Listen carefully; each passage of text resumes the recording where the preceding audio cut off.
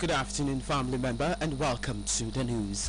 Be more responsible, stop killing the environment, stop pipeline vandalism and indiscriminate disposal of all kinds of waste. I am Victor Peter with the news. In the highlights, Amnesty International demands probe into alleged killing of Islamic teacher in Kaduna State. Nigeria Customs Service releases statutory retirement lists covering 825 officers, analysts in. Plus, British Prime Minister Keir Starmer resigns. Details coming up shortly.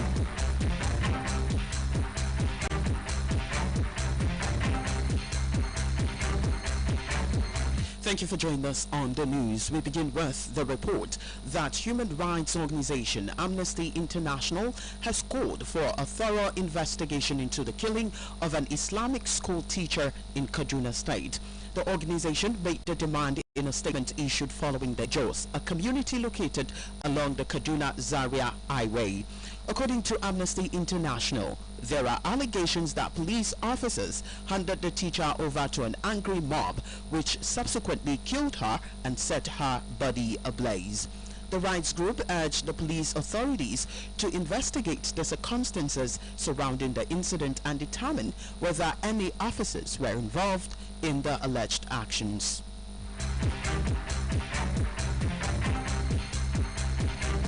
Moving on, the Nigerian Customs Service will lose 1,516 officers nationwide over the next 2 years following the release of statutory retirement lists covering 825 officers in 2026 and 691 officers in 2027.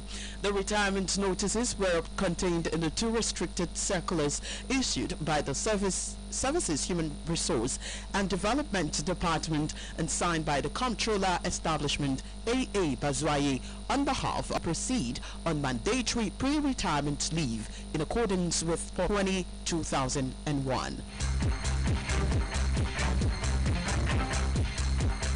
The Rivers State Governor Sasiminalayi Fubara has extolled the virtues of unconditional love and immeasurable sacrifice as the defining hallmarks of fatherhood and the bedrock upon which families and society are built. In a goodwill message to commemorate the 2026 Father's Day celebration, Governor Fubara paid glowing tributes to fathers for serving as the pillars that hold families together and by extension strengthen communities across Rivers State and Nigeria. The governor noted that across the 23 local government areas of Rivers State, fathers labor daily to provide for their families despite the economic and social challenges confronting the nation, as according to him. Father's Day is a special occasion set aside stand. Families stand. When families stand, communities stand. And when communities stand, Rivers State stands.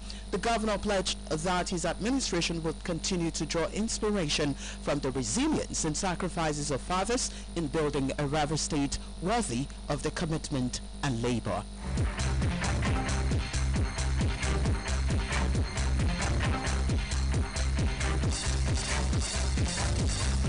Recently conducted by the Independent National Electoral Commission should not be seen as a good test for the 2027 general elections.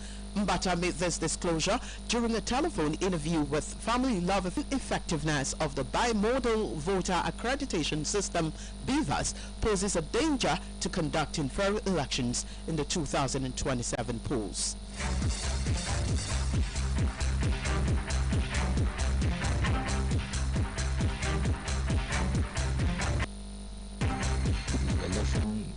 Peaceful, largely peaceful to some extent. Concerning that beavers, for some places the beavers work, but on other hands, other people complained that the beavers had some issues also. But what I want to say is this election is not a test for general election at all, because if you look at the election to come, federal government plan to release 30 billion naira to stabilize Echo Bridge. Plus other stories, please stay with us.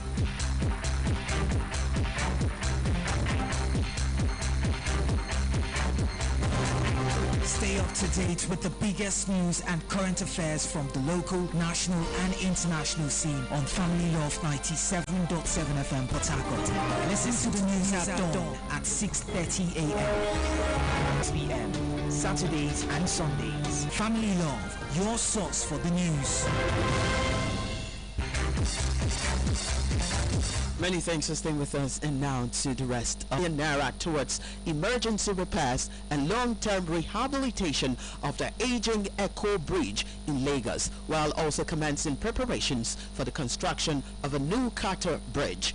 The Minister of Works, Senator David Umahi, disclosed these during an inspection tour of federal roads and bridge projects in Lagos, where he said the interventions were part of efforts to protect critical infrastructure and improve transportation in the commercial city. According to the minister, an emergency intervention estimated at 12 billion naira had been forwarded for approval, while existing contract worth about 18 billion naira covers underwater repairs and replacements of damaged structural components.